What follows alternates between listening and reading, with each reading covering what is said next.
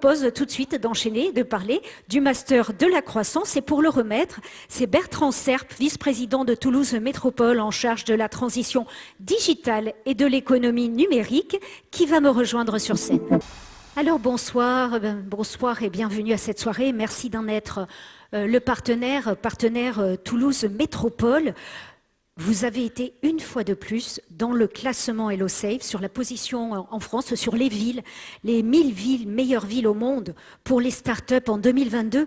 Vous êtes classé la deuxième meilleure ville de France après Paris. Oui, écoutez, merci, je suis ravi. Bonsoir à tout le monde. Ravi d'être partenaire effectivement de cette manifestation. Effectivement, on a été classé pour la deuxième fois, deuxième ville en termes de start-up la plus importante en France après Paris. Il faut toujours signaler Paris, mais c'est vrai qu'à Toulouse, on fait aussi des choses. Monsieur le président des masters, vous voyez. Il y a un écosystème excessivement puissant et j'en profite pour saluer. Il me semble que j'ai vu la présidente de la French Tech Toulouse, Sandrine, qui doit être par là, que j'aperçois peut-être au fond. Pardon Sandrine, bonsoir. On est ravis parce que c'est quand même plus de 700 startups sur Toulouse Métropole.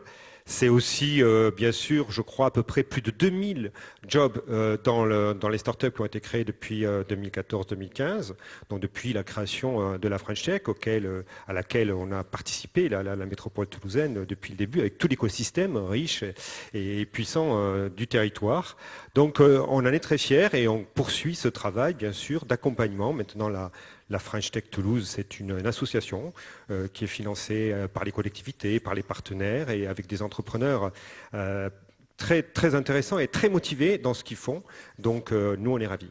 Et un mot sur le campus du numérique du Grand Matavio. Ça, c'est avec des axes dont on parle énormément en ce moment, comme la cybersécurité, par exemple. Alors évidemment, on parle de croissance, on parle aussi beaucoup d'intelligence artificielle et de cybersécurité. On a un grand plan de développement de tout le quartier derrière Matabio. Alors déjà, il y a 300 000 m², c'est une friche industrielle qui vont être réhabilitées sur tout le site, avec, je le cite, et ça a été dit, l'arrivée effectivement de la LGV, mais aussi de la 3e ligne du métro, donc à la confluence en fait derrière la gare. Et il y a 50 000 m² qui vont être consacrés à ces sujets. Donc le campus digital du Grand Matabio sur la cybersécurité. On en parle beaucoup ces temps-ci, surtout dans l'actualité.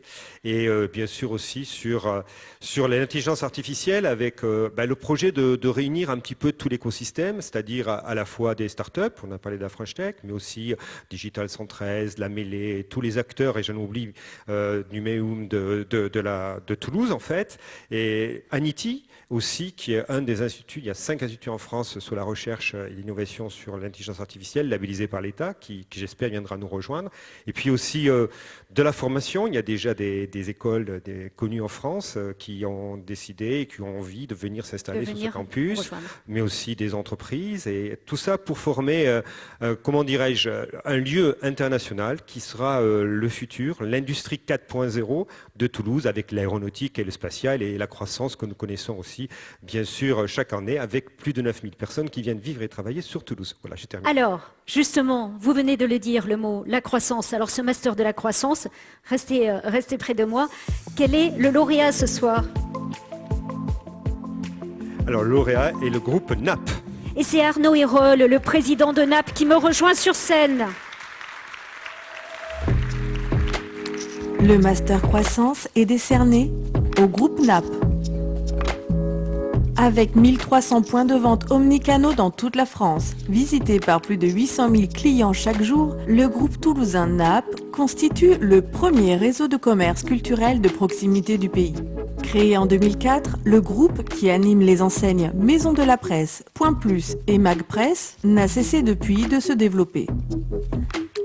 En 2019, il s'est rapproché de Néo10, groupe de négoce spécialisé dans l'approvisionnement des buralistes et marchands de journaux. Et en 2022, NAP a lancé un site marchand proposant toute son offre. Le groupe, qui dispose de plus de 25 000 m² d'entrepôts de stockage, référence environ 5 000 produits.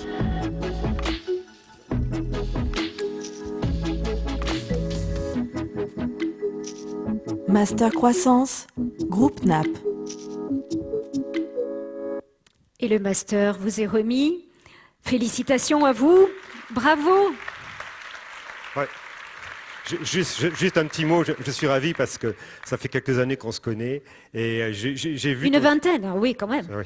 Oh là, depuis quelques années, et c'est vrai que j'ai vu son cheminement et il le mérite, et toute sa société aussi, parce que c'est vraiment une belle croissance. Merci Bertrand. Alors, comment est-ce qu'on passe d'une structure qui conçoit des jouets commercialisés en grande distribution et chez les marchands de journaux au premier réseau de commerce culturel de proximité de France? Ça peut être long, hein, l'histoire. Ça peut être long. Oui, alors on va la faire. Alors, bon, allez, je vais vous donner 2 minutes Allez, quand même pour la j'essaie de faire. Hein. courte. Non, en fait, on a démarré pas très loin de Castanet-Tolosan, avec 2 copains il y a une vingtaine d'années. On vendait des petits jouets de foot chez les marchands de journaux, donc voilà, en porte-à-porte, hein, bêtement, jusqu'à les distribuer au national. Et puis de fil en aiguille, on a essayé de se distribuer en grande distribution. En 2008, crise des subprimes, c'était dur. Enfin, la consommation était vraiment difficile en France et la grande distribution n'achetait plus nos produits. Donc on s'est orienté vraiment vers les réseaux de presse et on a pu, un peu par chance, racheter l'enseigne Maison de la Presse, qui était une vieille endormie, parce que c'est une enseigne qui a 40 ans. Et qui était gérée par une société en France qui gère la diffusion de la presse. Ils ont accepté de nous la céder. Et donc, plutôt que d'essayer de vendre nos produits, on a dit on va monter notre enseigne. Voilà, donc ça a démarré comme ça. Et de fil en aiguille, donc, on a dynamisé l'enseigne, créé une centrale d'achat, relooké les magasins, les concepts. Donc on a 1300 magasins partout en France. C'est un principe de franchise, hein, donc ça c'est assez simple.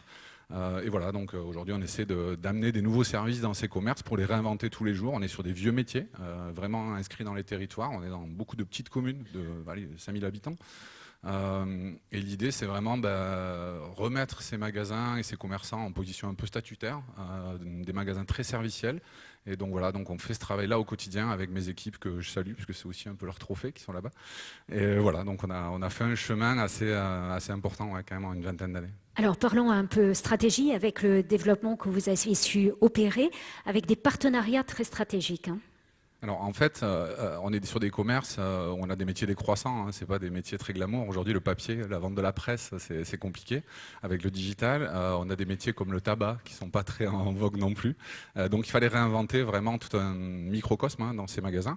Donc on a démarré en 2014 avec le groupe Iliad, le groupe Free Mobile. On a négocié un premier partenariat avec eux. On était les seuls en France à distribuer leurs abonnements dans des magasins physiques, puisqu'eux le faisaient en ligne.